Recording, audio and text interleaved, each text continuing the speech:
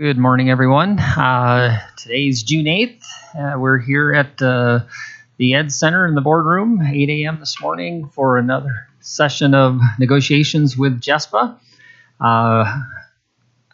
Don't hold me accountable for my math, but I think we've been working at this for the better part of 45 hours or so throughout the course of this spring. And hopefully today will be our conclusion, knowing that we have reached a TA with compensation back on the 25th of May, and we've got some little pieces to wrinkle out, I think, today when we have some time working with CFO Brenna Copeland.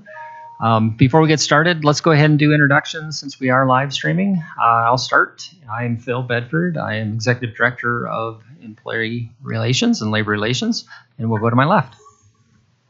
I'm Deneen Cusack, Director of Employee Relations, and good morning. Jessica Goodkin, Director of Special Education.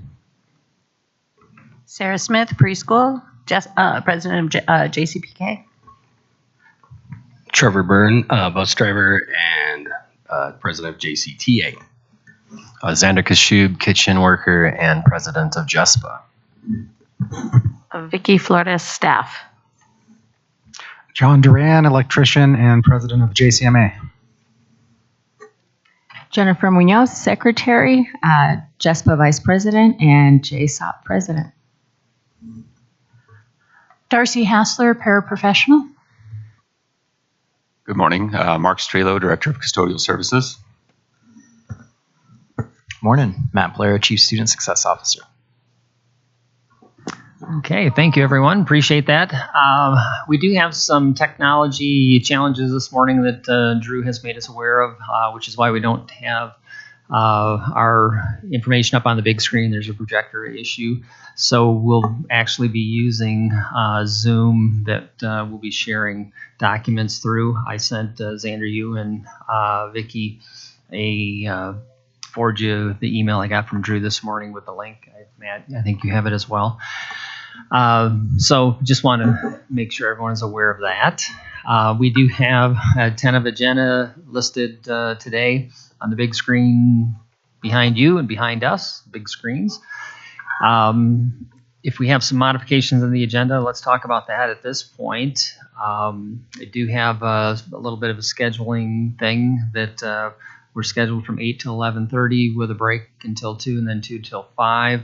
I know we have some time constraints on our team with a hard stop for a couple people at 4:30.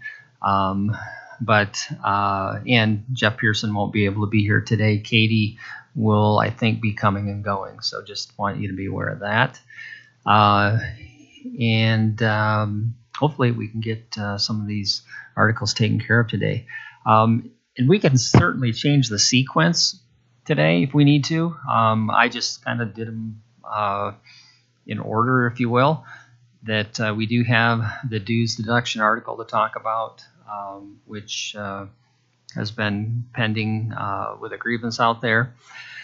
And I know that there's been work done on both sides. We have Article 4 work assignments, and then there are pieces and parts of Article 6 not tied to the agreed upon compensation from May 25th, but certainly some pieces there that I think we're really close on, and hopefully that won't take a whole lot of time.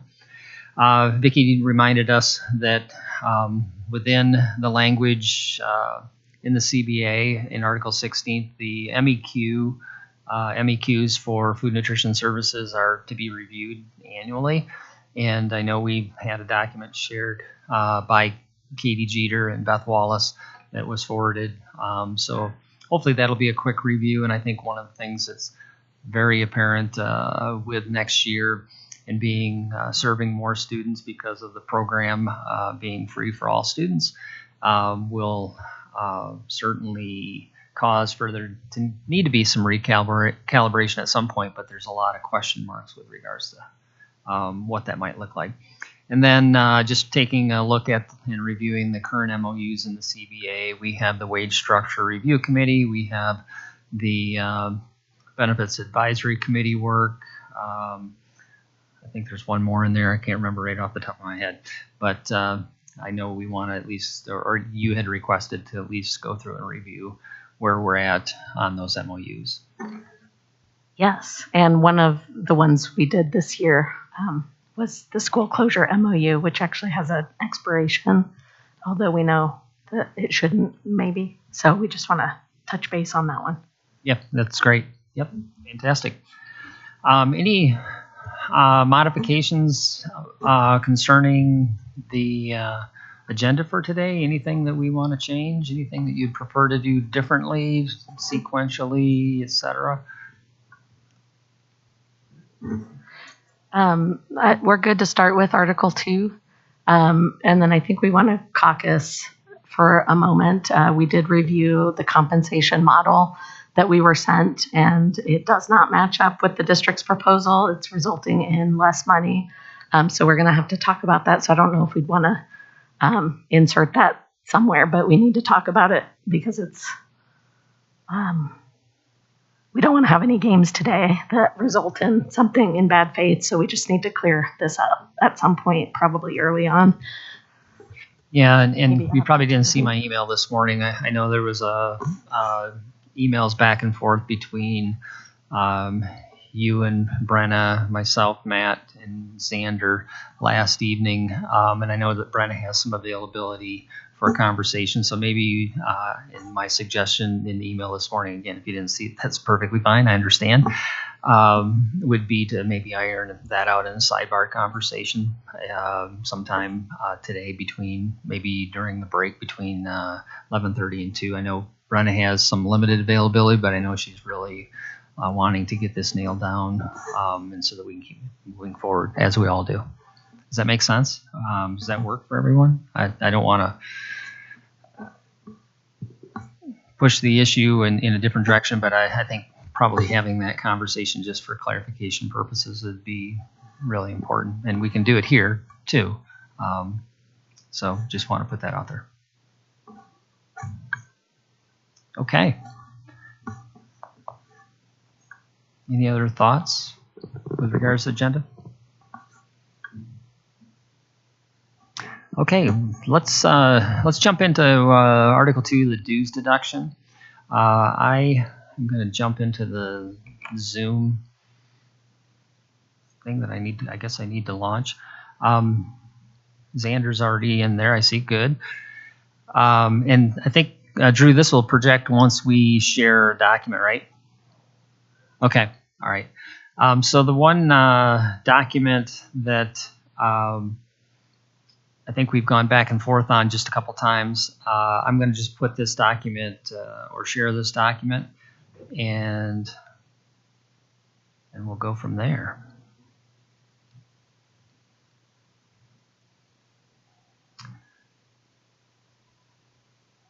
So this was a document that we had worked on, and I certainly want to be completely upfront, transparent in the process that this is a conversation we've had through the grievance process. There's been work done by legal counsel, et cetera. And this document is one that I don't believe we have shared publicly at this point in time, but we have had some conversations. So this is, I guess, officially the first bargaining of Article 2 and the dues deduction pieces. And looking at this, our recommendation would be using this language and inserting this language into the CBA. And really, the district's interest in this would be to include a waiver. The part of our quandary is the district's kind of caught in the middle between not being in your business as an association, yet making sure that we're protecting the district from a potential litigation.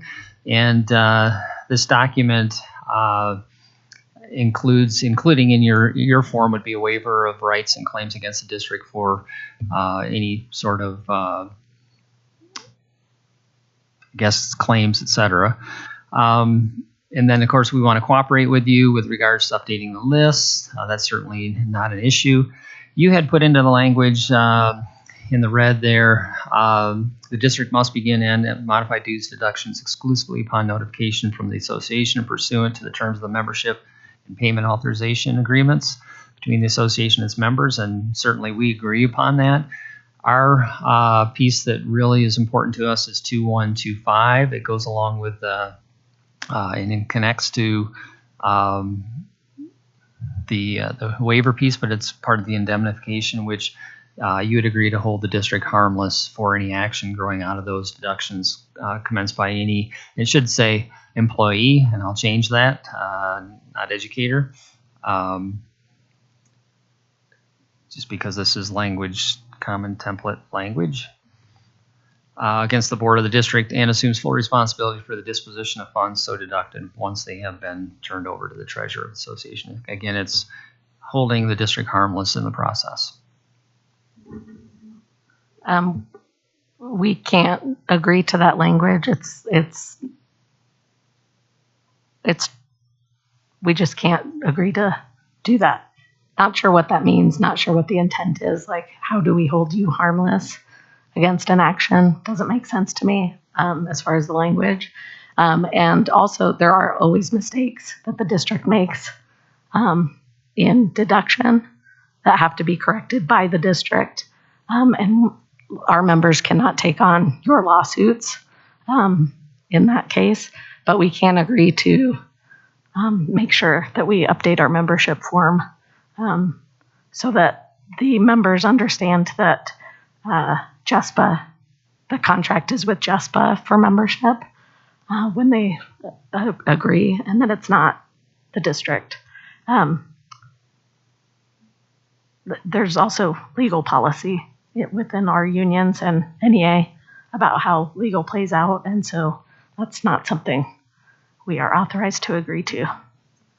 And it also just, like, I don't understand the language as it was written by the district.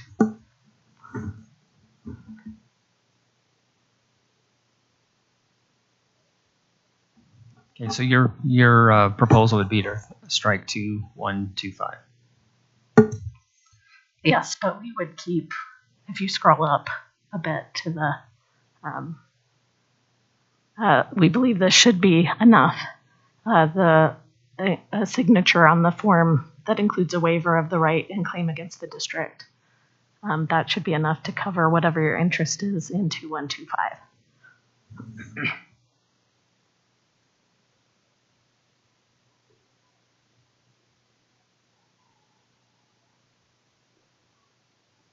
Okay, I think we're going to need to take a little bit of time, obviously, because this language has been drafted by our legal counsel, and we need to talk with them briefly about, where we stand in their advisement.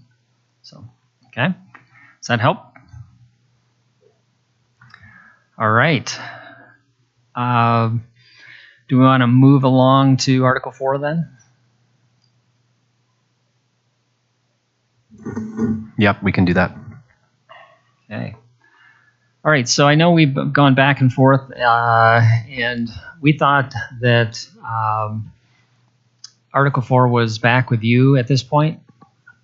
So if you would like to share your Article 4, I know we had an Article 4, I think it was in early May, now that, look back on it, I think it was like May 5th.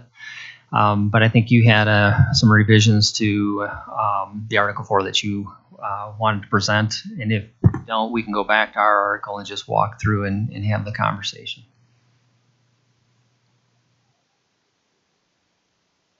All right, I'm just going to email you our copy right now, and then I can share my screen.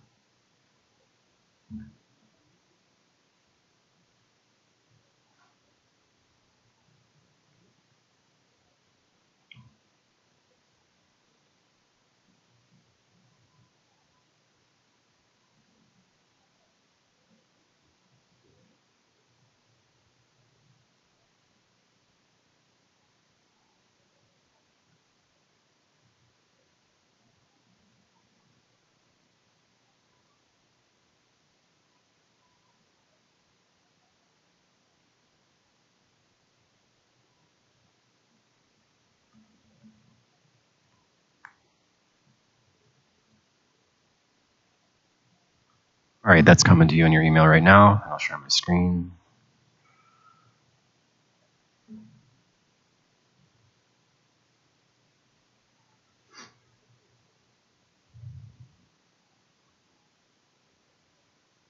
Let me zoom in.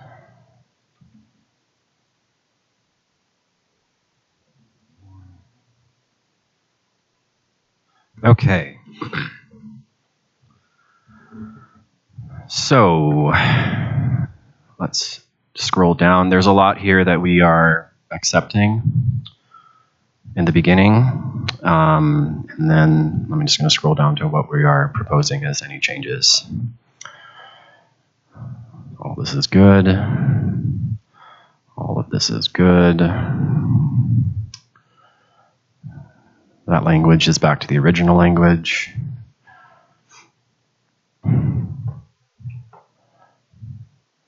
This language is okay.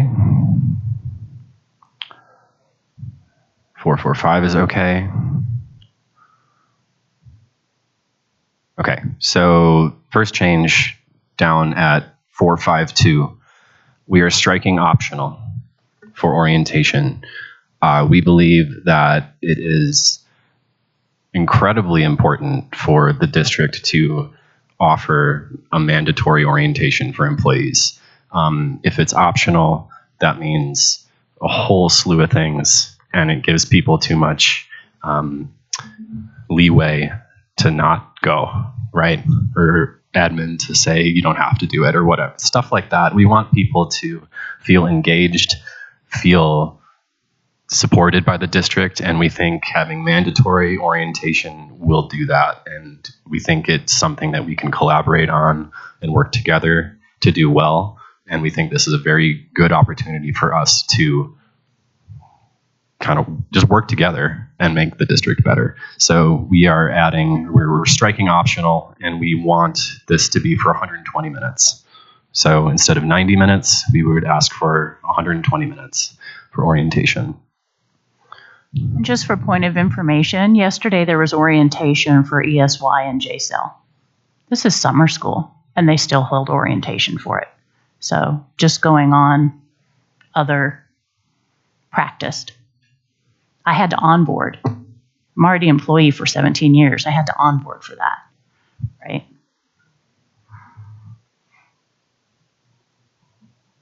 I'm just curious about the 120 minutes. I mean, we want more time. We think it's important, and we also think that it's a good look for the district if you invest time in your employees. And if you say to your employees, we want you here, we need you here in order to make the district whole. So that's our approach with that. I would also say, it's been really great that the district has hired someone for the first time that does ESP professional learning. Obviously, teachers, especially new teacher induction, they get a lot of training full day when they come into the district. And so historically, there was orientation that was a lot of here are the rules you need to know, all of that stuff that you do online. But would there be an opportunity for some more interactive adult learning theory type stuff that you can kind of build into this? Okay. Just out of curiosity, are you, is there any flexibility in terms of kind of the frequency and duration? I kind of understand that the mandatory piece is kind of the heart of what you're asking for here, but are you hung up on the frequency and duration as well? The reason I ask is because some orientation may not need to be 2 hours long. You know what I mean?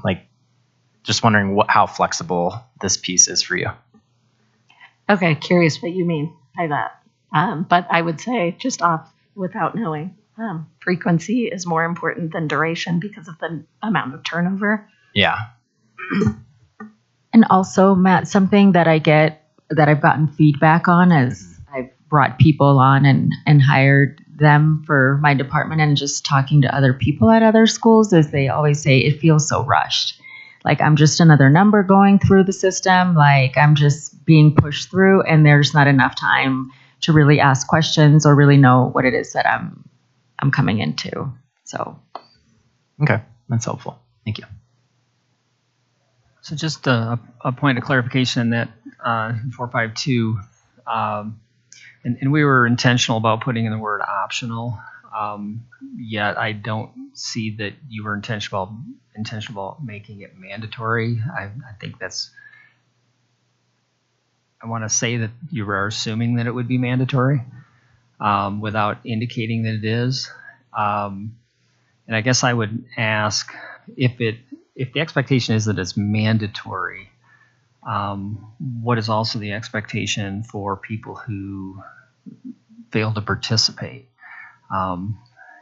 As the employer, then we are in a position to then have to invoke potential disciplinary action. Are we going to drastically say to a new bus driver that you didn't attend new employee orientation, so you no longer have a job with us when we need you?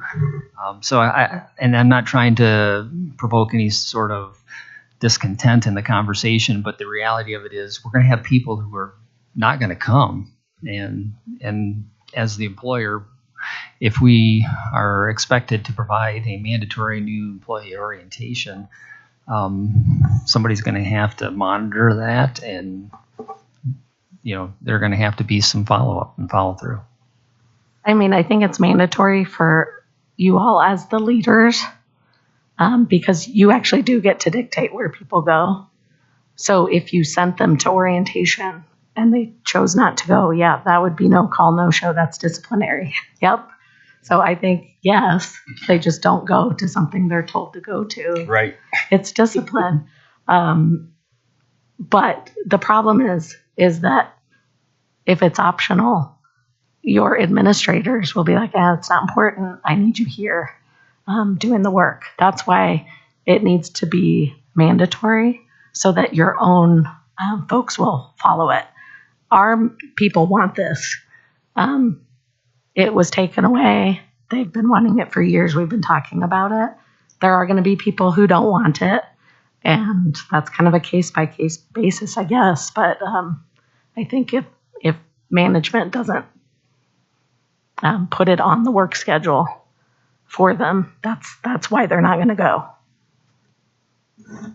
Okay, and just another kind of point of clarity. When we say new employee, is that new employee to Jeffco as an organization, new employee maybe to a certain team or position? I think those points are important to provide some clarity around as well. I assume, the way I look at this is, this would be more specific to someone coming on to our organization, just given the topics that are covered here, but maybe that's not the intent. I think this is the new was from your proposal. Oh. So we only changed optional and time, but historically, I think it could be mixed, but I don't know if I can't remember if it was required if you were returning.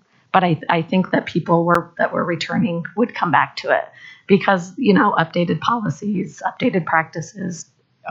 Maybe it depends. I think our intent was around new employees specifically to the organization or returning employees, not necessarily someone moving from one position to another position in a different department, even though there might be some training that's needed there. Assuming, I'm guessing departments orient new employees to the job like custodial. If you got somebody from food service, they'd still go through custodial training.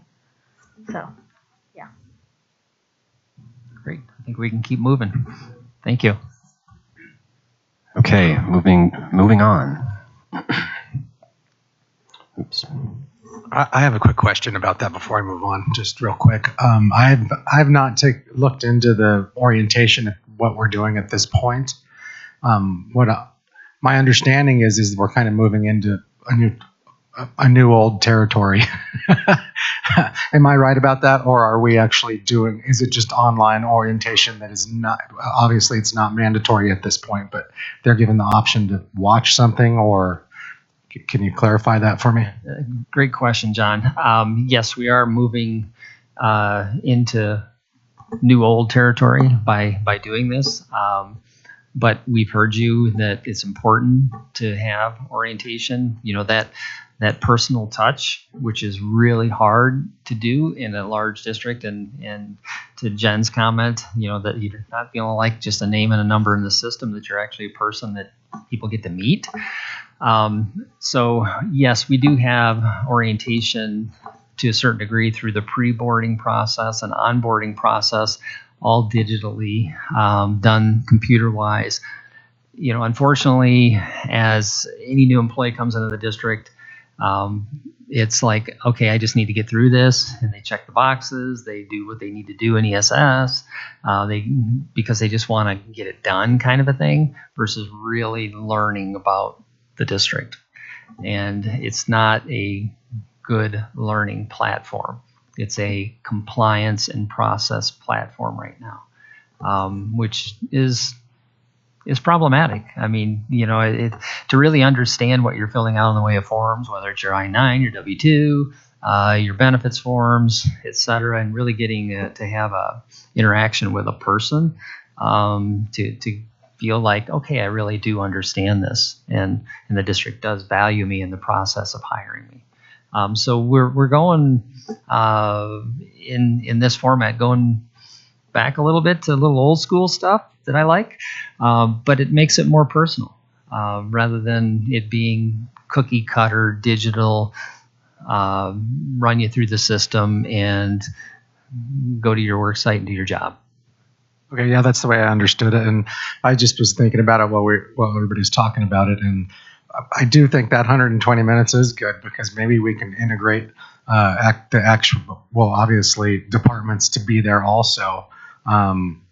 It's even like learning your computer, learning the programs we're working with, ESS, all the different things, So I think that just for that timing, I mean, at least 120 minutes, and maybe the cultural piece behind this is that the departments are there to talk to,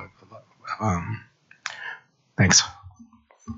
And I know in a conversation I had yesterday, part of the challenge with this is just to kind of give you a little more context and background, is that we know it's not a HR exclusive function, that there are other teams and departments, the communications department, et cetera, school leadership, ops departments, et cetera, that can be involved in the process. So it's going to be a matter of recreating this so that it's really worthwhile to new employees. I think it's exciting. I really do. And I think it's, you've been asking for it, and for probably quite some time, to reinvent this and to make it happen. So we'll talk about some of the changes that you've made, and talk more about it. But I think we're pretty close. So when I was hired so many years ago, it was mandatory. I could not start the job until I took it. My view on having it mandatory, it helps the employer know how dedicated your potential employee is to your company, your program. If your new hire fails to come, that kind of speaks to how they're going to follow protocol and everything. And so that gives you an opportunity to see what kind of employee they will be. And especially like before the probationary period is over, you just have more to their character. And one last thing I will add on is that I think this would be a great opportunity for the district, if it's mandatory, to have their opportunity to set the tone for culture right out of the gate with Jeffco Thrives during this orientation. That way we can rebuild this culture right out of the gate. So you have the Jeffco Thrives initiative, you can put it right into their mind, right in the forefront, right out of the gate as they step into Jeffco. So I think that would be good if you have an ample amount of time to utilize that. So I'm just putting that out there as well. I think that's great. I think that the culture piece is, in my mind, one of the more important things that we would establish in that orientation. One question that I wanted to ask, because we've talked about the I-9 process and we've talked about some of the prerequisites to starting.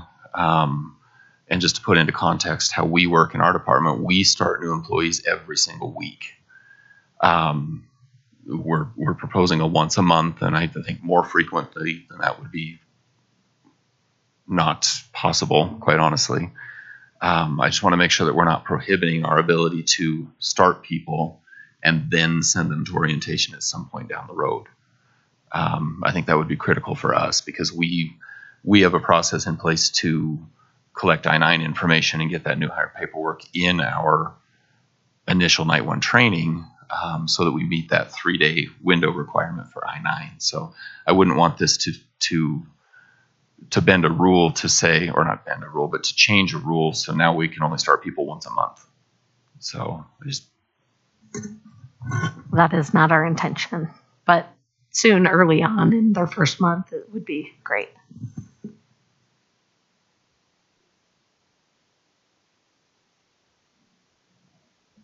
Are we good to move on? Wonderful.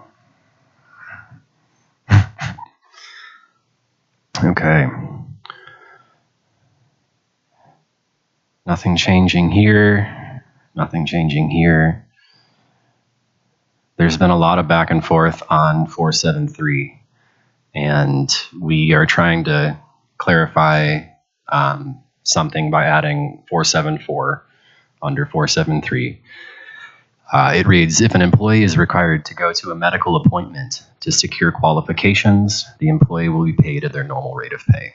So we think this really gets at the heart of what we've been trying to get agreed up, what we've tried to agree to. We want our people to be paid if they are required to go to appointments, plain and simple. And we tried to do it up in 473, and we couldn't get there. So we would like to add it again here and see if we can come to an agreement with this one. And I do believe that's everything that we are proposing for Article 4.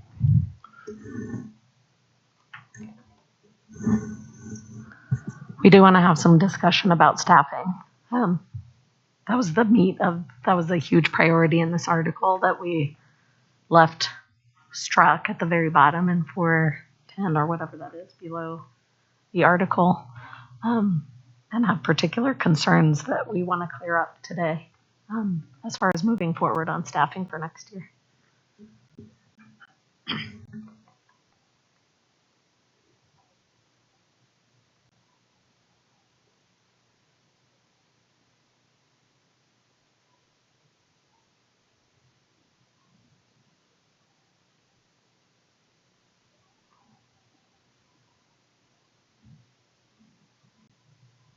Regarding 474 and the medical employment, can you just kind of recap some of the stories that were shared that relates back to this?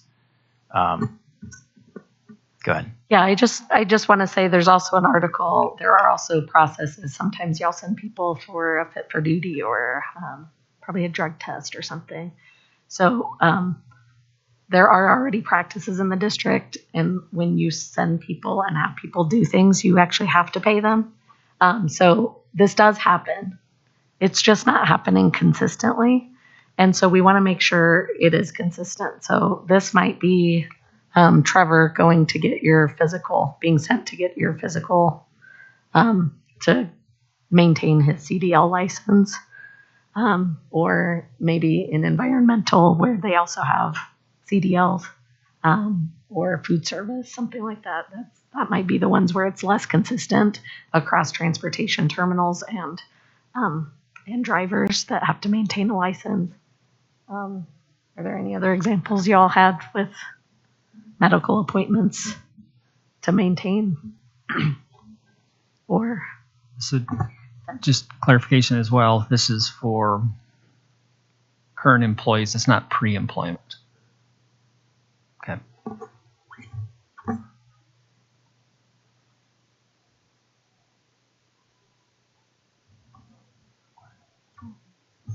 I have a quick question. Sorry. All right, Nate. That's why it's under maintaining qualifications. Okay. And I have a quick question on that. because we don't have a time frame on that.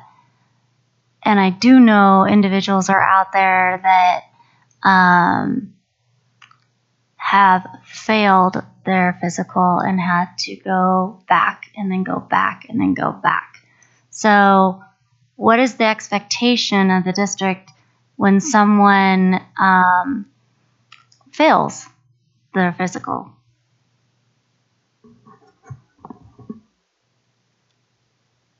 Well, I'll answer that, Denise. I think at a point, and this is I believe the humanistic side of the work that we do in employee relations and human resources, and that is at a certain point in time, which is very ambiguous, the employee is no longer eligible to work in that position that requires that physical. So unfortunately, the district has to make a call at a certain point in time that this person can no longer be employed. The real question is, what's the frequency and how often would we want to allow an employee to go back? Because sometimes within the medical field, and not to be critical of them, but within the medical field, depending upon the facility, the professionals who are doing the physical, the medical staff, etc., it may be a little different depending upon where it occurs.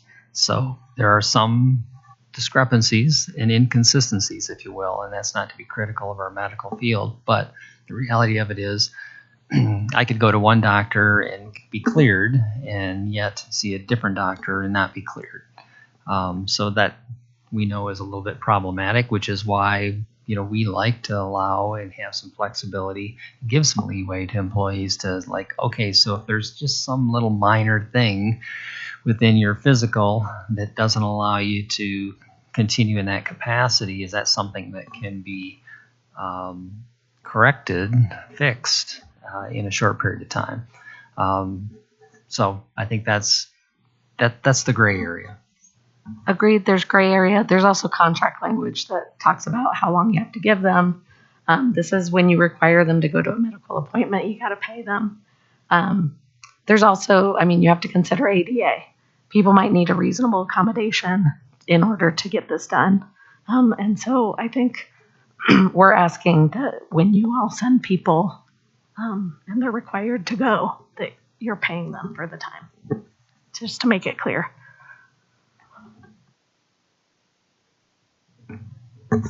Thank you.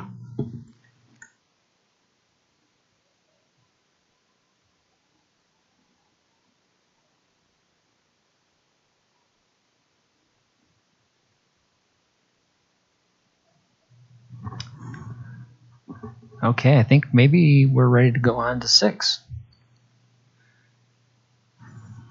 In order to do 6, we need to have the compensation discussion because it has the longevity language in it. So okay, we're not ready to pass it until we have that conversation. But we do want to talk about staffing as well. It kind of overlaps with the compensation. So I don't know if you all are aware, we've probably said this, but basically when the raises go into effect or beforehand, we're hearing from a lot of staff in schools that their principals don't have the budget to cover the raises and therefore making cuts. And that's why we brought the, I'm sorry, my voice sounds like this. It's very annoying. That's why we brought the staffing guide to the forefront, because we're not convinced that principals are getting the pass-through dollars to be able to maintain their staff with the raises because of the ratios. So we do get a commitment every year that that's not supposed to happen. I think the guide conflicts with that. The other big issue that we have besides SBB is the transportation start and end times and how that's affecting hours. We have not had a seat at that table. This affects drivers and assistants' jobs, and we've never had a seat at the table to talk about it, and we still haven't been given concrete assurances that what is happening with the hours of our transportation folks and what routes will look like. So I think we hinted at that last time that discussion, we would like to have that discussion and get some assurances about that.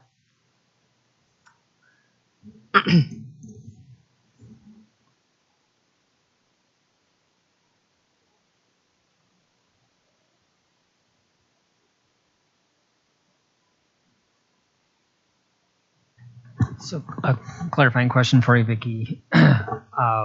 With regards to both of those issues, what kind of assurances are you looking for? I mean, are you actually wanting to people to be held harmless at a certain FTE level based upon 22, 23 school year? I guess I'm curious to know what that actually looks like. I understand conceptually the idea that we don't want to have attrition of support staff based upon schedule changes, et cetera, for start and end times. We also, I know there is a misconception out there with regards to reducing staff, and there has been staff reduced based upon budgetary issues, and that's going to happen when you have loss of enrollment over time. But I think what you have described, I know, has been a bone of contention for a while with regards to principals will discover in the process of completing their budgets that, the raises are now going to be $1 whatever an hour more. I figuring that into my budget. I can't manage having as many people or as many hours for people. So I guess I'm trying to wrap my head around what does that actually look like with regards to what you're looking for in the way of assurances.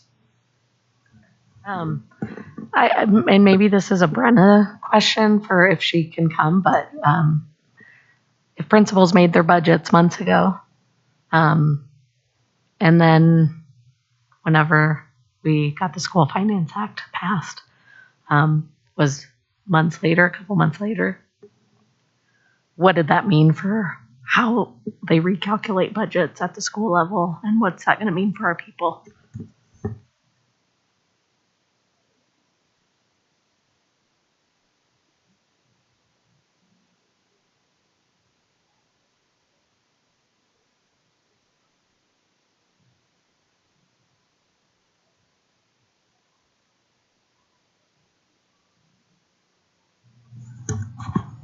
And Vicki, I can just speak about what has happened in the past. I can't speak to what the current situation is, so I agree. I think Brenna needs to weigh in on that. But in the past, when the salary rates increase for our personnel at the school level, we would see a bump in our budgets, our SPV, to offset that cost so that it would not impact FTE. So that's in the past what's been done, but I agree that we need to probably clarify what's going to be done currently.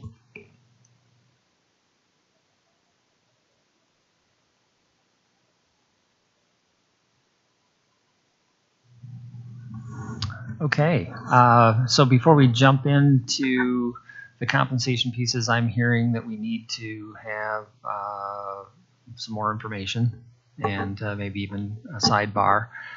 I'm just looking at the agenda. Do we want to take a caucus right now and see if and we'll connect with Brenna and discuss her availability, and then we can come back in a short while, hopefully? Yeah, that sounds good. Okay. Do we want to plan on start with 30 minutes? So say 9:20? Yeah, and just let us know when you hear from Brenna or what. We have a caucus room for you, I think. Did we? We did? Okay. All right. Thank you.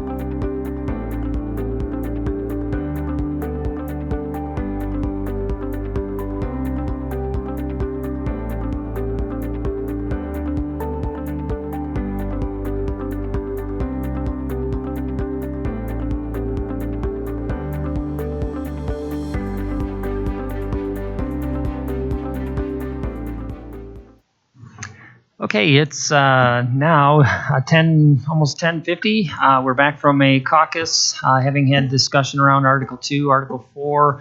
Spent time on clarifying some pieces concerning compensation agreed upon on May 25th.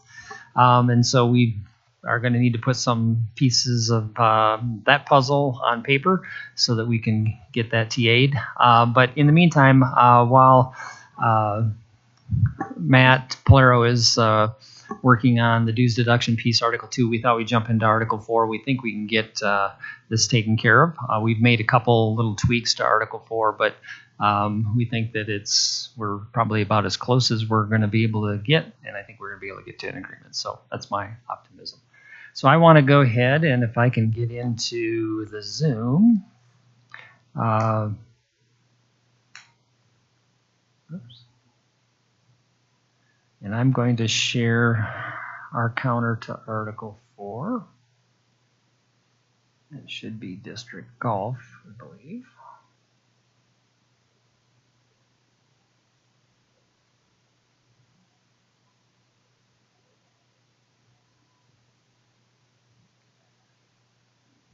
Okay.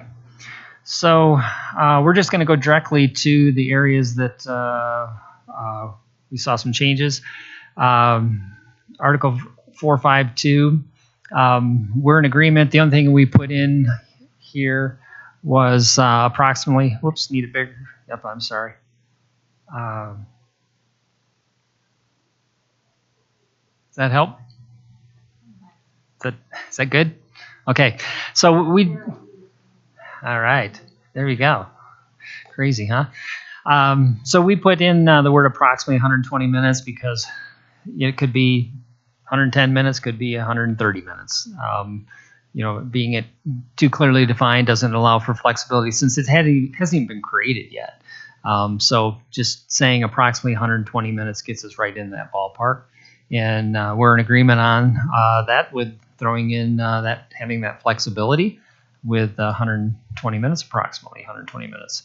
And then going down the only other place that we looked at that you had made some changes, we had revised this language a little bit to be clear for us in 474. And if an employee is required to go to a medical appointment approved and directed by the district to secure qualifications, the employee will be paid at their normal rate of pay. So we just think that adding a little bit of language approved and directed by the district helps clarify that it's just not something that a person gets to go to versus something they need to go to. And I believe that's it.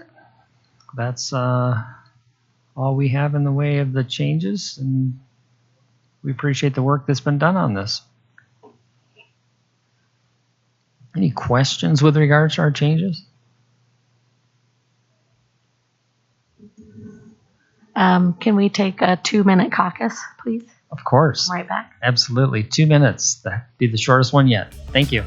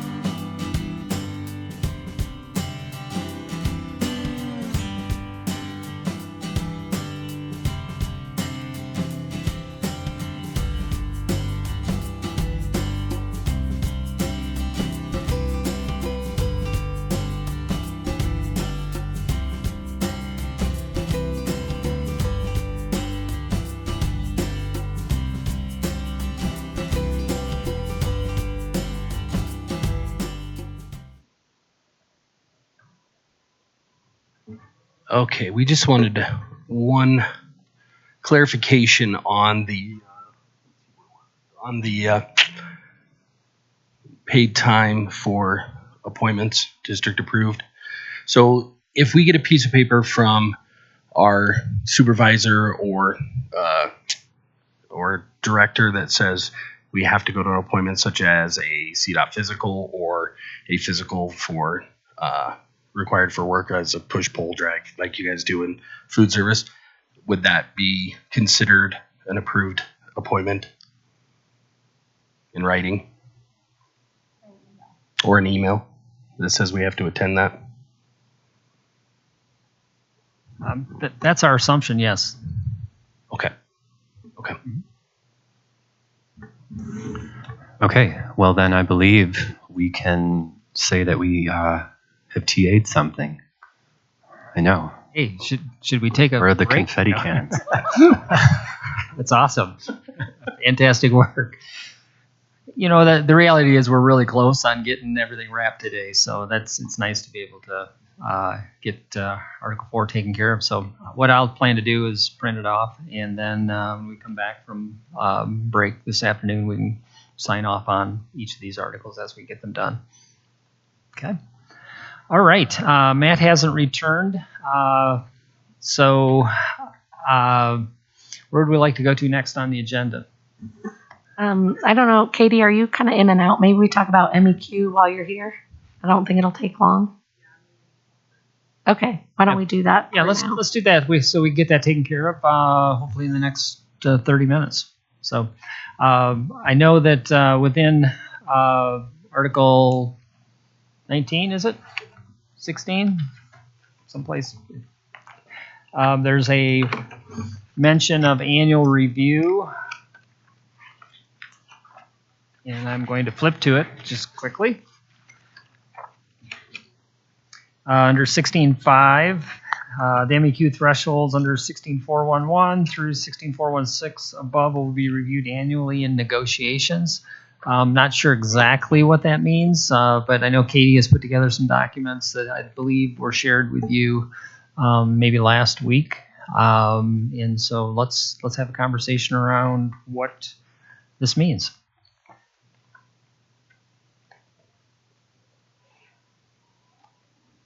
And maybe what we should do is, if it's okay with you, start with having Katie talk a little bit about how things have been working with, knowing that this new article is as of 22-23. This is 1 year brand spanking new.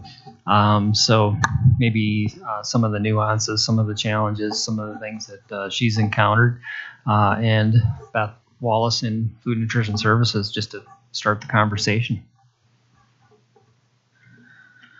Okay, so we look at MEQs twice a year now per the CBA, and essentially what we're looking at is how many breakfasts are served, how many lunches are served, a la carte, and all of that goes into some equations that are put together, and they're run on a monthly basis by our business analyst.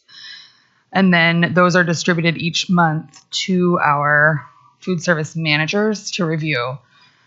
So that they can see where their MEQs fall each month, right? How many on average meal equivalents they're serving. And then we use that to determine, when we look at it twice a year, where they would be placed for the following semester, essentially, right? So if the threshold is 275 MEQs and someone is serving an average of 281, at the end of that first or second semester, when we review them, then their compensation will increase. They will become a site level 2 manager as opposed to being a site level 1. And so, this year stayed pretty stagnant. Meals were being, paid for. They weren't free like they will be next year. And so we didn't see a lot of movement. We anticipate, things might look a little bit different next year, but we can't really be sure what participation is going to be until we get into the thick of it with free meals. So it's kind of where we stand right now.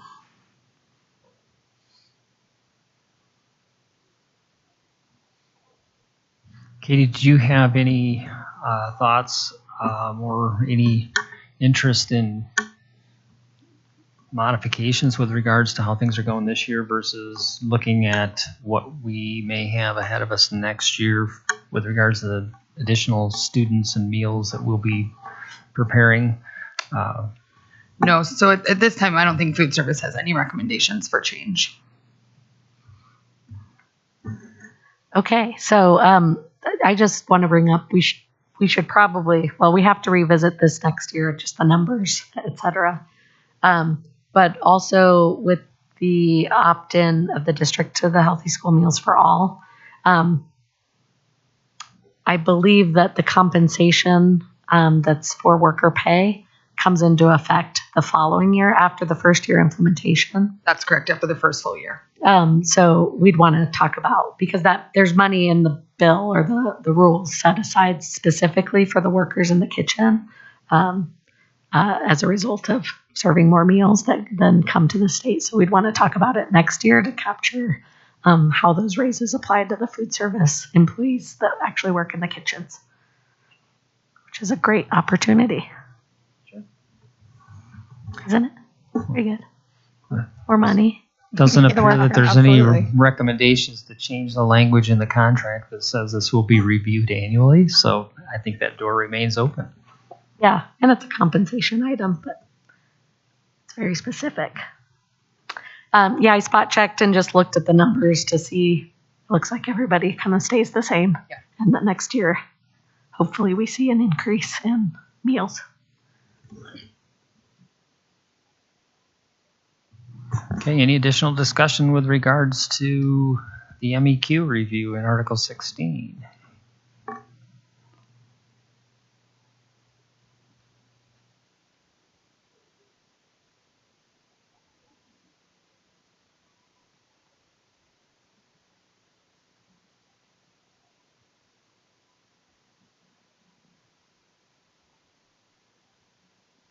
We'd like to take a 5-minute caucus and have a sidebar with you concerning Article 2.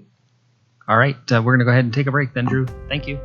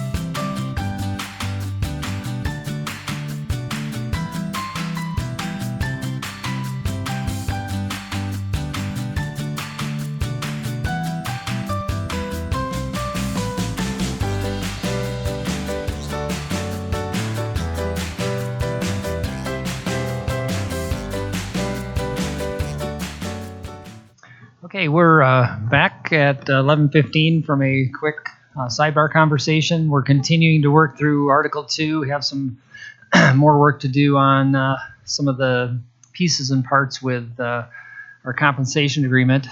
So we have essentially agreed to work offline, take a break until 2 o'clock. So your team has some things that they need to accomplish. Our team is going to pull a few pieces together, and we will plan to come back at 2. All right, thank you.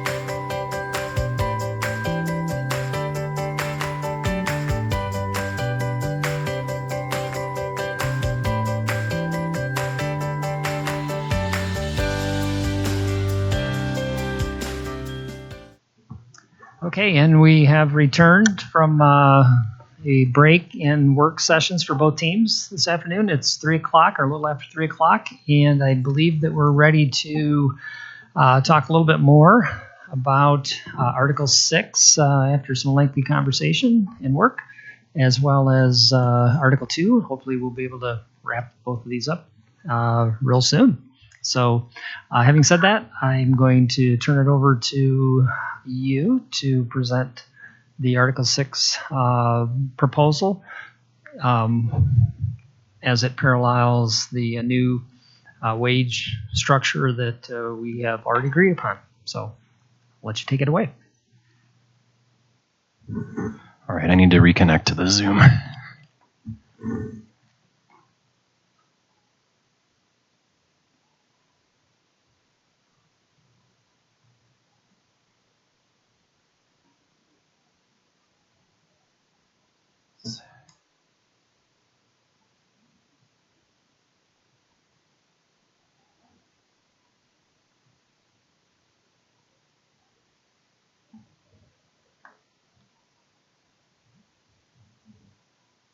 Okay, I just emailed this to you, Matt and Phil, by the way, too. You are welcome.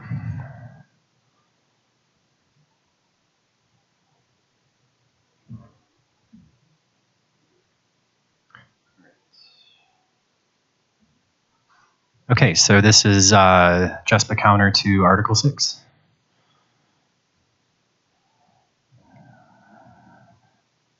So the changes here are kind of hard to see. They're highlighted on the screen with all that blue in there. So we essentially applied the wage schedule proposal to what the language is currently, and effectively just shifted the numbers is kind of how I can explain it easily. But this is a really confusing part of our contract. So effectively, we just shifted the numbers. We changed the percentage increase to 2.5 to reflect the longevity steps in the compensation that we agreed to.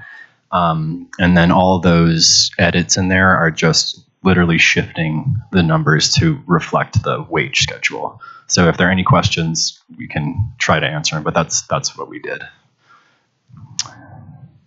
And then, let's see here.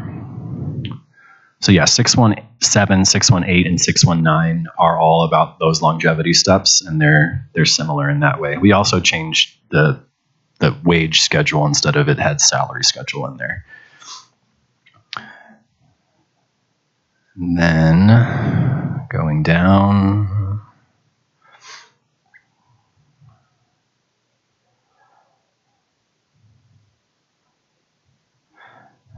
there really isn't that much in Article 6 here. So we added a sentence at the end, kind of related to the current MOU about compensation, with the intent that we want to continue work on the wage schedule through next year as well. So we added I didn't number this, we just added a sentence at the end here. The wage committee will meet through school year 23-24 to continue the work initiated in school year 22-23 related to the compensation structure review MOU.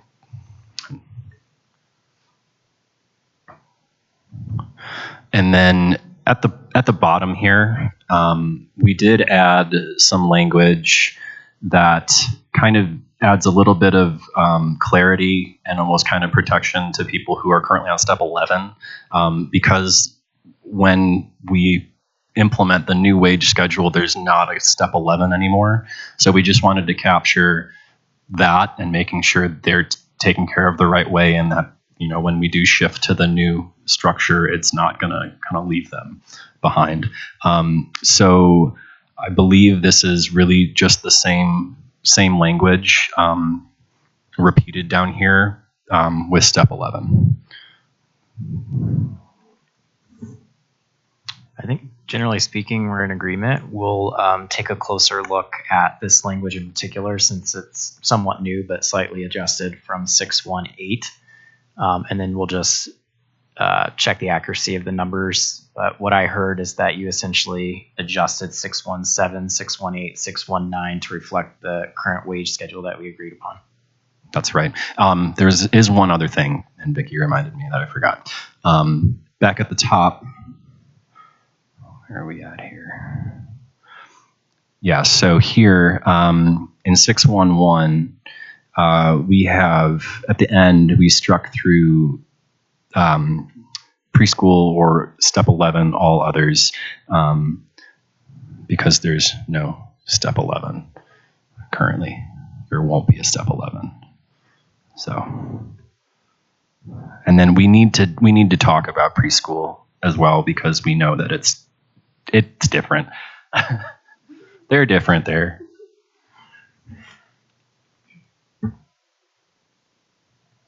So just clarifying 611, as a point of reference, we had initially wanted to make that adjustment that hiring managers can hire up to step 4. Now we're saying they can hire up to step 6 with approval up to step 8.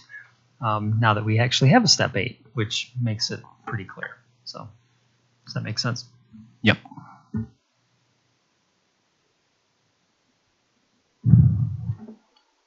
And that's Article 6. So any questions? I don't think we have any additional questions. We're going to want to take a few minutes when we're done with Article 2 just to get our eyes on it, focus, concentrate on it, just to make sure that we're seeing everything we need to be seeing. But I think we're in good shape. But we just want to be able to take a couple minutes so that we're not making any mistakes in the process. So if we can, we'd like to switch over to Article 2. And I'll need to jump on Zoom here.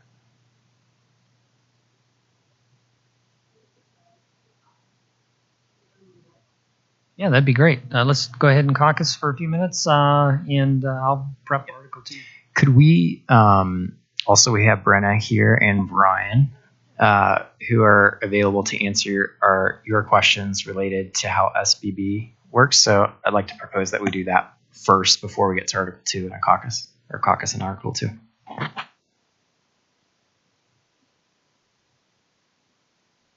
Do you want to start with questions, or you want me to start with random words?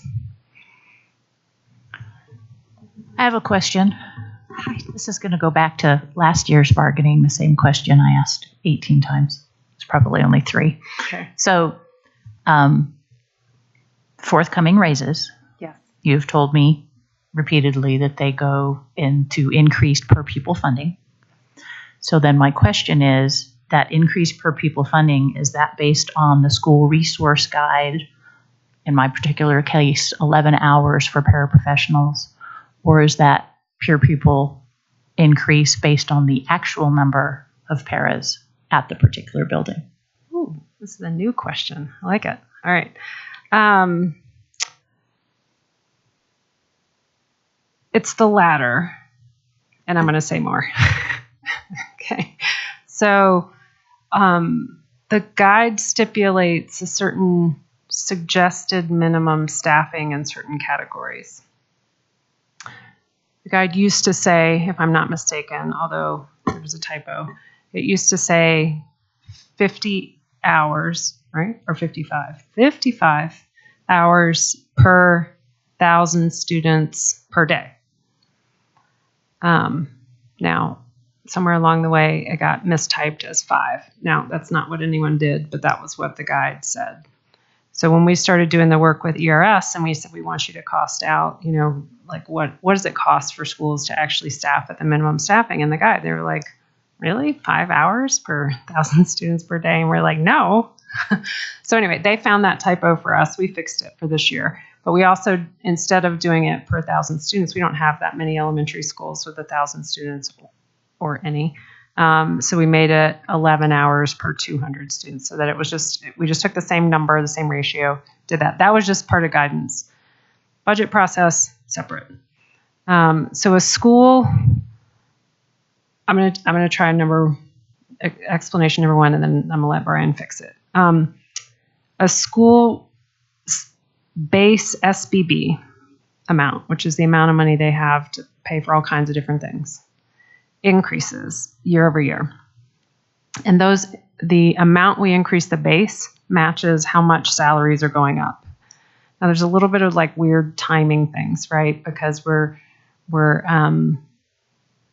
both looking at what do we expect to give, and so in the realm of teachers, for example, we expect to give, in theory, a step, and there's also an existing salary amount, but there's also an existing like what we charge schools, which we allow them to budget on averages instead of on actuals, and so there's this notion of how far your budget goes always depends on how much the things cost that you're trying to buy. And the things that they're trying to buy in terms of people that are salaried are an average salary, right? So we give them a certain amount, average salary. And that's true for a handful of Jespa positions, right? The FTE ones, which are things like school secretaries. Yeah, I'm sorry. School secretaries is an example. I can pull up a list if you need me to, but it's more like the paras or the hourlies. And then we have FTE budgeted positions also.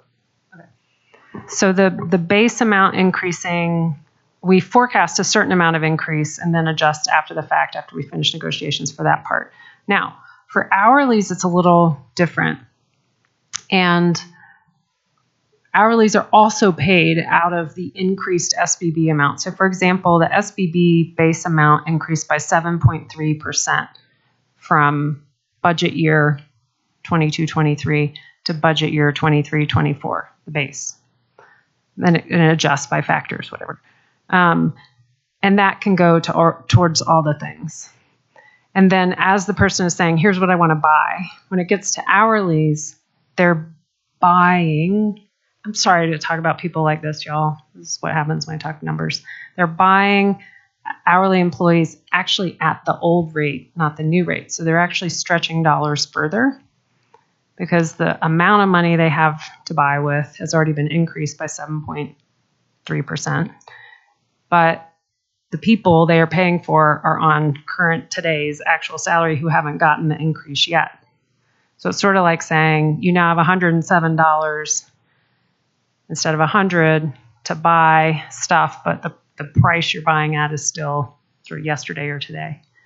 So that's part one for how we know that they have enough money to continue to employ hourly employees.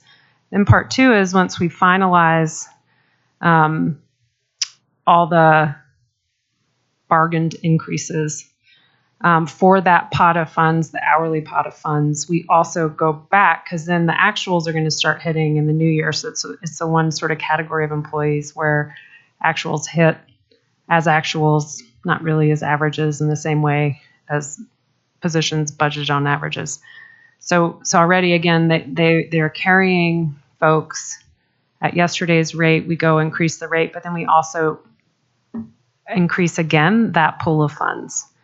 So that pool of funds was already sort of 107, and now it goes up by another step and COLA and so it goes up by the step and COLA and any of the compensation like the pay plan or reorganization that we have here, right? So all the positions that are budgeted at these rates. So the school says, okay, I want 6 hours of this position for next year. It calculates how much it would be as of October's pay, right? Even the past October's pay. So then when negotiations are finalized, that position that was budgeted at 6 hours gets the full step, COLA, and any of the compensation with the pay plan increases added to that pay. So every school then budgets at last year's rate, and then they get the full amount for these positions as budget for them.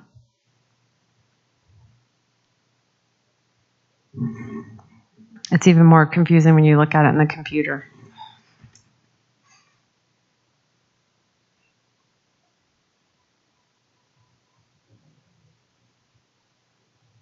Thank you. Okay, so when a principal, and luckily most people are gone and don't have to listen to principals right now. Just kidding, principals. They're all listening, I'm sure. So when a principal tells the paras, all these raises are going to mean I have to cut your hours. That would be a not fair thing to say.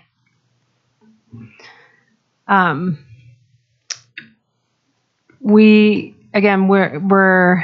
constantly trying to increase the SBB allocation so folks can afford all the increases in pay. As a district, right, eventually, there is a point at which we can't afford the same number of employees if we're trying to distribute not enough kind of new revenue across new expenses.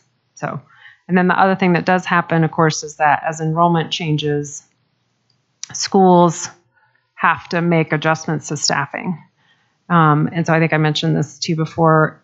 Brian and I look at an analysis for, on a year-over-year basis, how are school budgets, staff plans changing.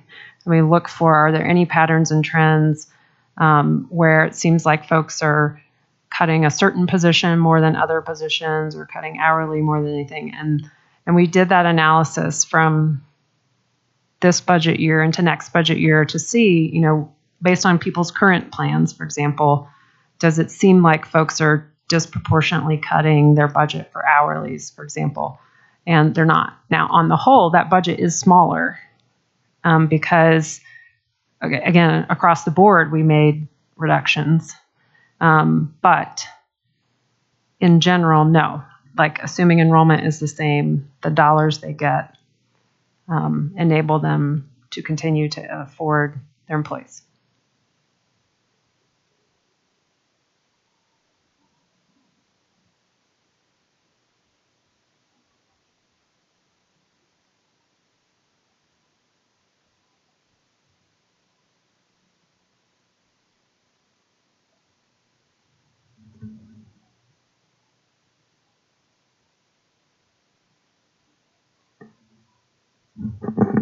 I have a feeling you want to tell us something else.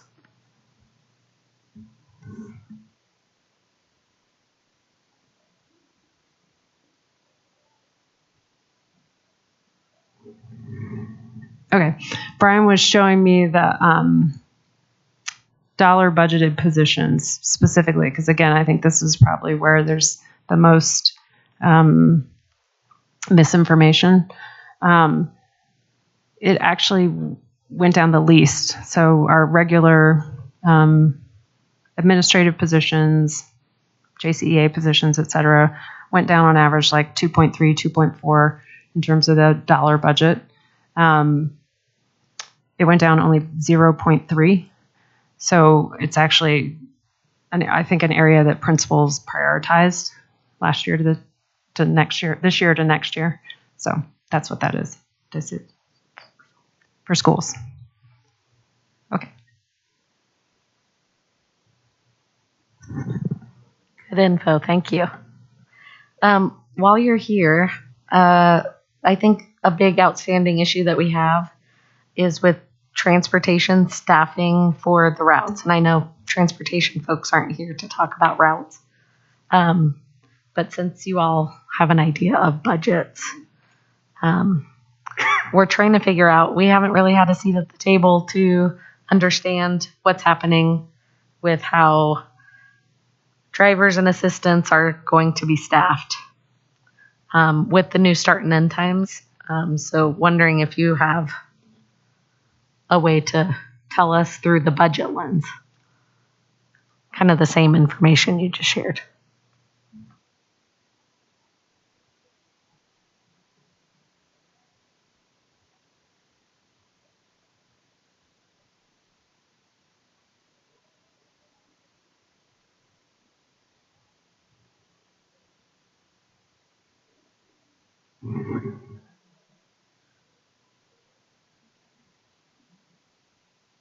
Right. So we only kind of have like a partial, I think. So your original question, if I remember our conversation from before, was there was concern that the new start time and end times created a situation where fewer people would effectively have close to a full-time load. Is that right? Did I remember it right? It's that instead of having 7 hours a day, they'd have only 5. Did I get that right? Okay. So I have no line of sight necessarily into the individual's assignment to routes, in part because that happens after budget.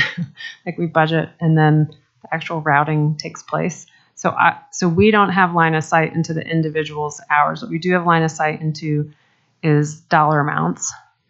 And then we kind of, everyone has to budget for benefits regardless.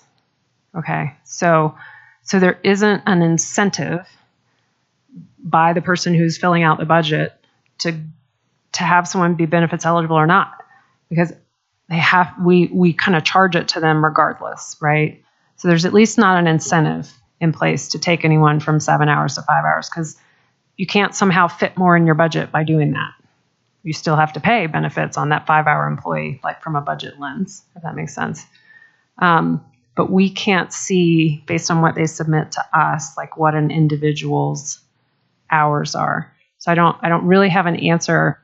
I did share last time, and it is still my understanding that the start times was supposed to create more situations where drivers could run, for example, like one route and then a second route in the morning, and then like a third and maybe even a fourth. I don't know. The staggering of the times was supposed to create more opportunities for people to have effectively full-time-ish hours.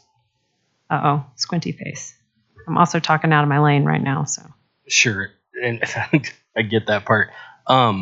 So as we know, this year we had underspend in transportation, right? And we did these bonuses that didn't work very well, as we all know. So our question also is too: have you budgeted for what you budgeted for last year? Because we had canceled routes, we had understaffing. So are we still? But did you take that into account when you budgeted for transportation this year? So if the money is there, or did we under budget because of the understaffing and the canceled routes from this year? Is my question. Is the money going to be there if the routes are there and the drivers are there? Is my second question. Yeah, fair. So,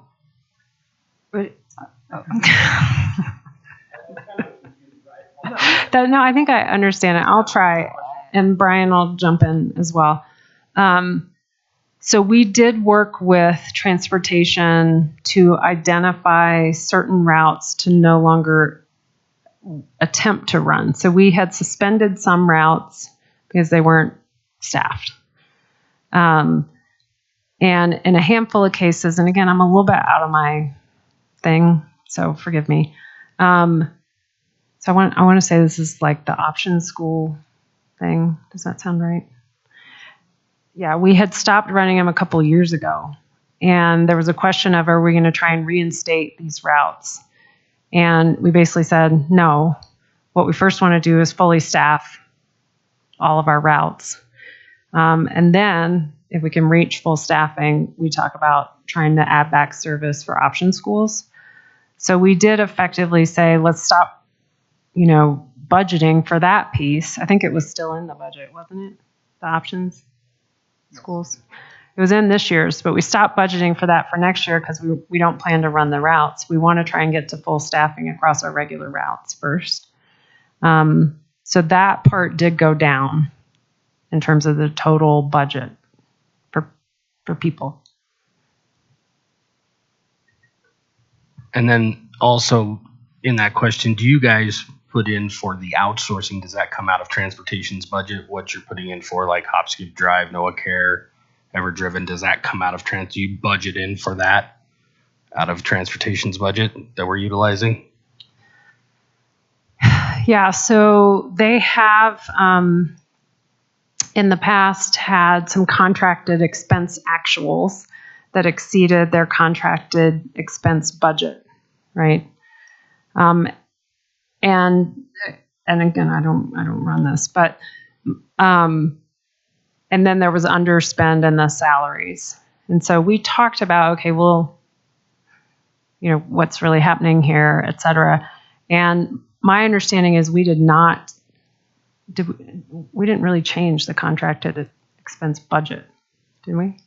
Recruiting, increase in person recruiting. Oh, sorry. Contracting did go up. Thanks. Contracting did go up a little bit based for trying to get more recruiting. So that was a contracted request that they had to really help get our bus drivers recruiting back up. But at the same time, most of the time we have vacancies in these positions. We don't budget in the contracted services. We have a vacancy in one line that we spend in another. So they will overspend their contracted line knowing there's vacancies because we'd rather hire the people in our services. So they're just spending underspends because of the vacancy line, essentially. Does that make sense? Okay.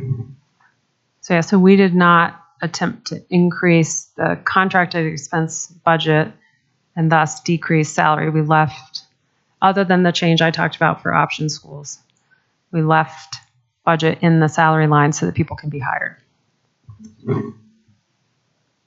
And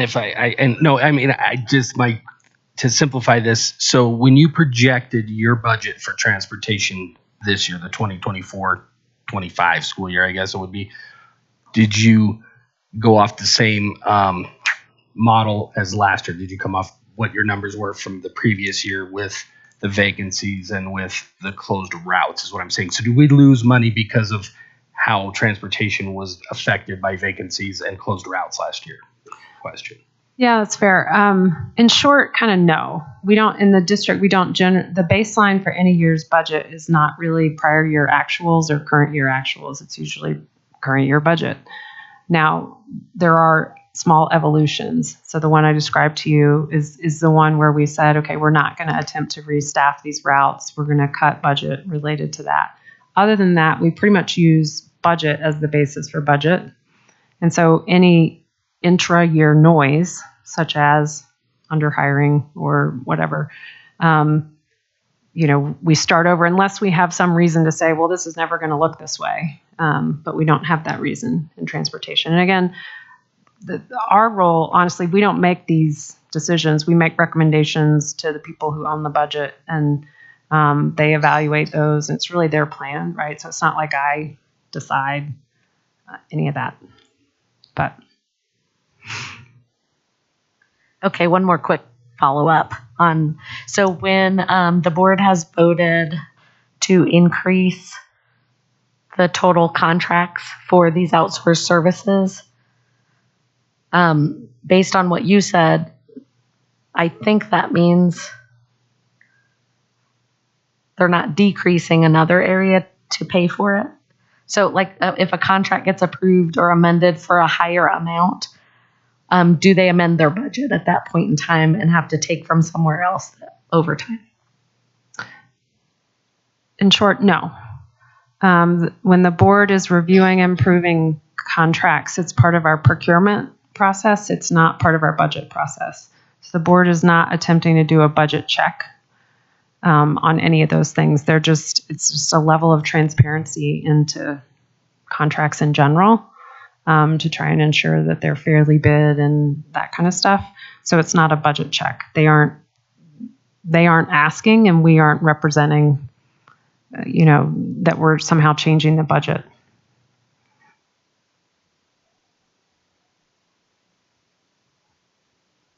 And I would just say too, and it probably goes without saying, like even with a contract, the way it's presented to the budget, it's not always the case that the actual amount that is approved is the actual amount expended, right? So it's maximum. So you're approved up to a certain amount, but you may not get anywhere close to that, or you may actually reach that amount. It just depends on the type of contract and service that you're receiving or getting from it. Okay, well, you kind of, I think you understand our position on, our transportation workers being in-house. I think we agree on it from what we've talked about here at the table, that we're not trying to displace our current Jeffco bus drivers and bus assistants with outsourced services. And I don't know if you all know, but we had a really large community meeting with our Coloradans for the Common Good partners from several institutions where our the majority of our board committed to not increase outsourcing, and it has increased.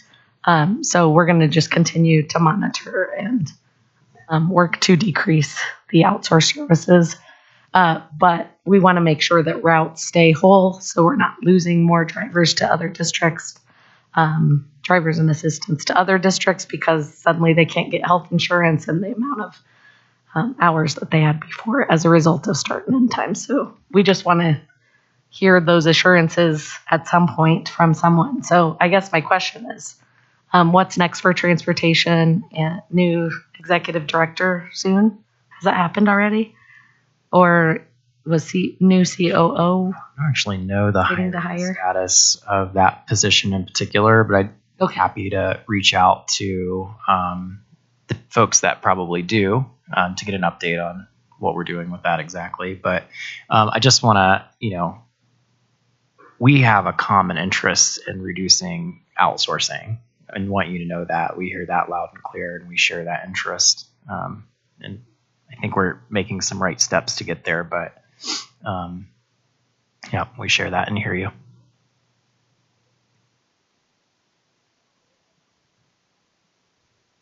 Any other questions for Brenna or Brian? If not, I'd like to let them get back to their day. I appreciate you taking some time out of your schedule for us this afternoon.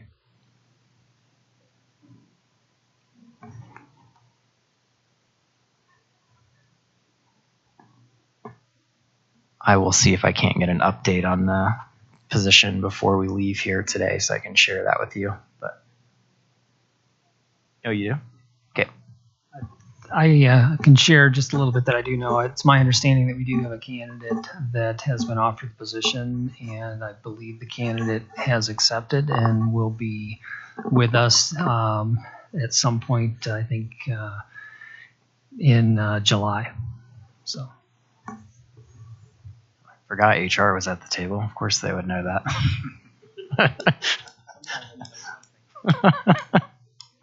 All right, I think we're going to move on to Article 2 if we're ready.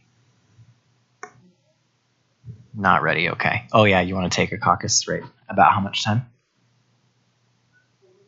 10 minutes, sounds good.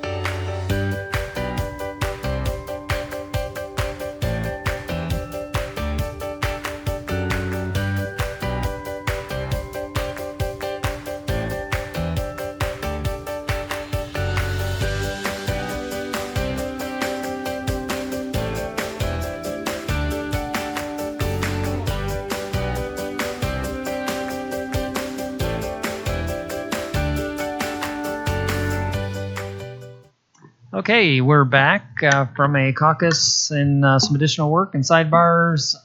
It's 5 minutes after 4 o'clock, and hopefully we'll be able to wrap some things up here real quick.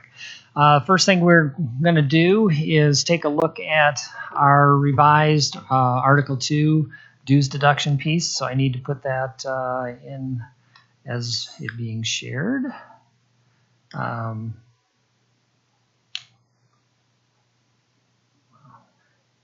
John, where's my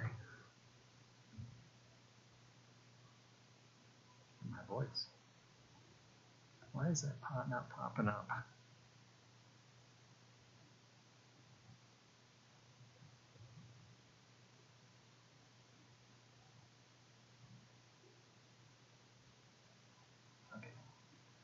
Okay, I'm going to go ahead and share my screen here as soon as I have the right documents in the right places.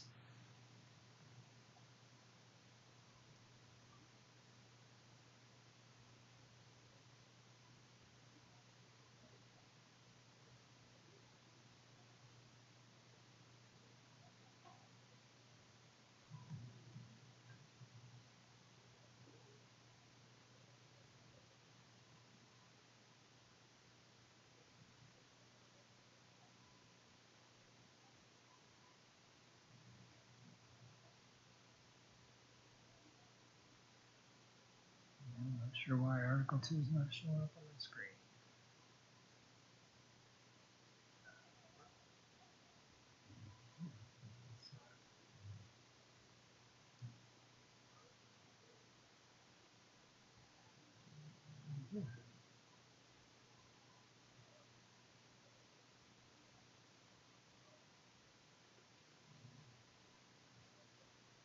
Oh, here we go. Showed up. Okay. Working with the Zoom shared doc, and I'll blow this up a little bit more for you so you can see this on the big screen. So we've been back and forth, and again, Vicky, I want to go back to what we had talked about a little earlier, and as Jespa memberships may be wondering why we're having conversation around Article 2 and when we didn't have previous conversations, and it is as a result of a grievance that was filed based upon some communications with regards to who does what and what roles and responsibilities the district has, the association has, and having some clarifying language so that, as there's controversy potentially created for the dues deduction pieces and having that rescinded, the district needed to get and have some language to protect the district from potential litigation, et cetera. And so we've had a long conversation, and we think we have, based upon some of the conversation we've had and gone back and forth, I think we are close or should have an agreement on Article 2. So just want to go through this. Article 2.121, the district agrees to deduct from the paychecks of association members dues for the Jespa as employees have individually and voluntarily authorized in writing via the Jespa membership form and to transmit the monies to Jespa or its designated agent. We did strike through a sentence there that we had original but no longer needed. Then 2.122, we have Jespa will provide the district with a list of those employees who have voluntarily authorized the district to deduct dues, and we'll update that list monthly as needed. Each month, the district shall transmit such withheld dues and provide to Jespa a confirming list of employees and dues amount deducted for each member. The district will respond promptly to any inquiries from the association about data in the monthly dues deduction report. And then this is new language. The district must begin and or modify dues deductions exclusively upon the notification from the association and pursuant to the terms of the membership and payment authorization agreements between the association and its members. In return, Jespa will indemnify the district with regard to any claims brought against the district for its compliance with such notification. And that was important to us. The language down below continues the same, 2.123, 2.124. And then we had a 2.125 that we have since struck. So hopefully we can have an agreement on this article.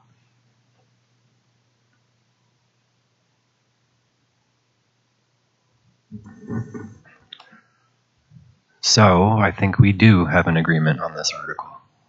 Great. Thank you. Appreciate the patience in working through the process and having others involved in the conversation, making sure from the legal lens that we're all in good stead, and we'll keep working together on this in this area. Okay, I think we are ready to go back to Article 6. Close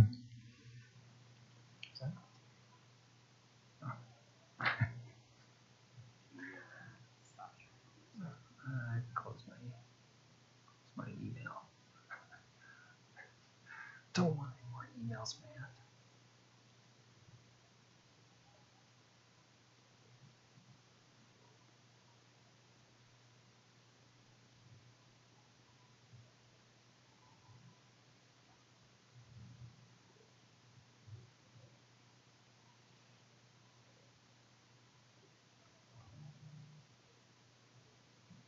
Okay, and we're going to move to Article 6 here. We'll go ahead and share the screen for Article 6.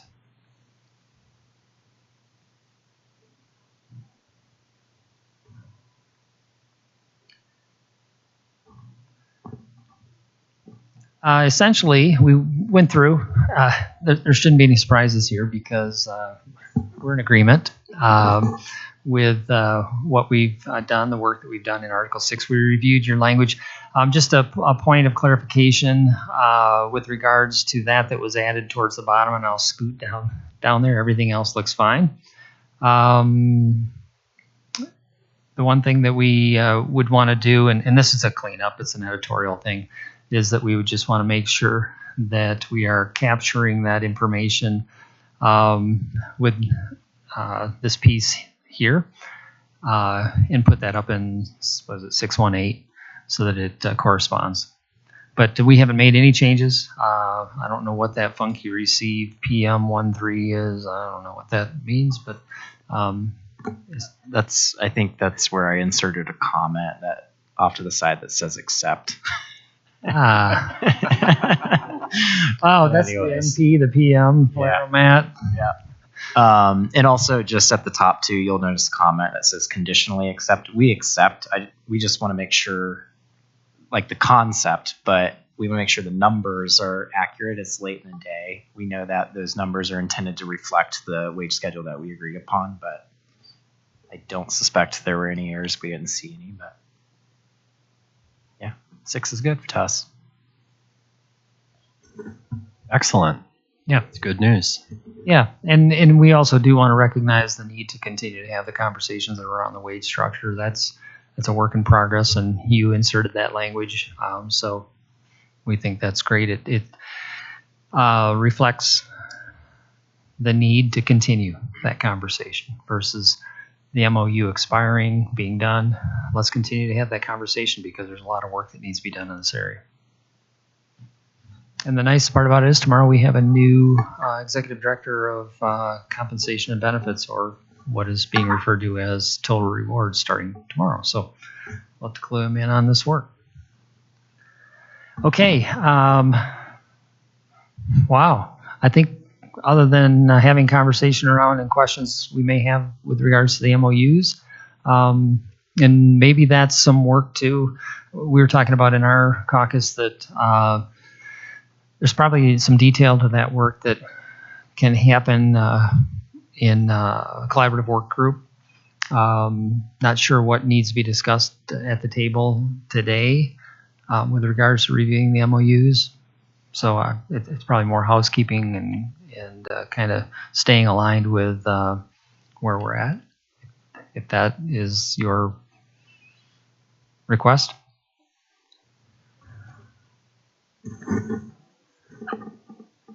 Pending additional affected employees for school closures in the future. Just it took us a while to get to the MOU, so we don't want to lose it and have to start over and have something expire. So that's kind of our interest, just to make sure we're on the same page. But we probably could be open to housekeeping and comp. Just a point of clarity on that. ROF specific MOU, are you suggesting you want to get ahead of phase 2, or you're suggesting that the expiration date of this one, there's still work to be done? Just provide a little bit more clarity for me there. Oh, it's really both. There's still work to be done currently, but we worked mostly with Phil and Deneen on it, and with Phil's departure, we just want to make sure that going forward, we're getting ahead of it. That's the main interest. Well, assuming I still have a job tomorrow, I'll be here. So I will make sure that we are coordinating that work in Phil's absence, but he is here through the end of this month, I think, or close to 23rd. So. Yeah, and I'd chime in to say, I think conceptually, we put a pretty good process in place, as evidenced by the number of people who are impacted by the currently 15 closing schools, and the number who've gotten jobs, and also the few that had to be placed. We still have some caveats in the MOU to be able to put them into positions. The only real challenge we have right now, just so that people are aware of it, has been the high dosage tutors. And that's only because, not that we're not having high dosage tutors for next year, we are, but we just don't know where all of those positions are going to be. So we're still working, and some of the folks have taken other positions for the time being, kind of waiting it out. But that's really been the biggest challenge. Fortunately, we've seen some really good opportunities for folks. We've seen people get and go and secure positions that are promotions, and maybe full year positions that they may have wanted, et cetera. So we've seen some real good outcomes from this. And fortunately, being a large enough district, we have that bandwidth to be able to do that in a given year, like this year. I think, to speak to your question moving forward, I think the important thing is going to be understanding, first of all, what's going to be the impact of phase 2. And that's not real clear at this point in time. But I think we've at least modeled a good process. And I think the important piece is the timelines, and getting some timelines in place so that people know what to expect. I do think we can get out ahead of this before next year versus, we waited probably longer than, all of us were comfortable with waiting. And because it's all new territory, right? So if we're going through a phase 2, which we anticipate is going to be significantly smaller, hopefully, we've been through this one time, and now it's a matter of fixing or improving upon what didn't work well, and then continuing with a very solid practice in taking care of employees. And I don't think anyone from the district, regardless of, me being gone or not, that's a moot point and irrelevant. I believe that people in this district genuinely want to take care of employees and making sure that they can be gainfully employed in this district. And I think, this round we were able to do that, and we made it happen, and we did it collaboratively. Okay. That sounds good, Phil. We have a couple of anomalies out there that we have questions on, but I believe we meet tomorrow to discuss those, so we can kind of go into it then. Yes. Yeah, we have our bi-weekly meeting tomorrow. So, okay. Is there anything else for the good of the cause in this 2023 round of negotiations that we have missed? Anything that, we'll catch up on getting the TAs and dotting our I's, crossing our T's in the next couple of days from a mechanical process organizational standpoint. Anything else? I think, yes, logistical stuff that we usually do following the end, we can get done. Print these out, sign off on them, etc. Write up a summary. Get ready for ratification from your end and our end. I think we just want to make sure we have a good model that we didn't do specifically for pre-K. and might want to just discuss how we print the contracts. They did used to include wage schedules, so it might be helpful to add the new wage schedule into the actual agreement so folks can look at it. And then just additionally, we've heard a lot from probably administrators that it would be helpful for them to see the summary once we agree to it, so they know exactly what's changing. We prepare kind of a side-by-side for ratification, so you can see kind of the red line against the current language. I think that might be helpful for administrators to know what to comply with. So we can kind of work on that together. So maybe we're both putting out the same information. Sure. And I can tell you that in cabinet, we've had a lot of conversation around what does it look like following a negotiation season for us to kind of calibrate the system on any adjustments that have been made and ensure kind of that consistency and interpretation, but most importantly, application. And so we have some structures in place that we'd be happy to share with you and talk through what that looks like. But that is very much on our minds of how do we build capacity and across the district our size with all the adjustments that have been made. So appreciate that comment. And I would just say, having been at this table for the first time with Jespa, I appreciate the collaboration and process that we went through this year. I'd certainly be open to having a follow-up conversation at some point. It doesn't have to be this summer. It could be in the fall. It could be later next year. Just around, what might we be able to improve from a negotiations process perspective, just because we've had some hiccups along the way, and partially those hiccups were due to my first-time experience here, but I'd be happy to work towards improving the process overall for everyone involved, if you're open to that conversation.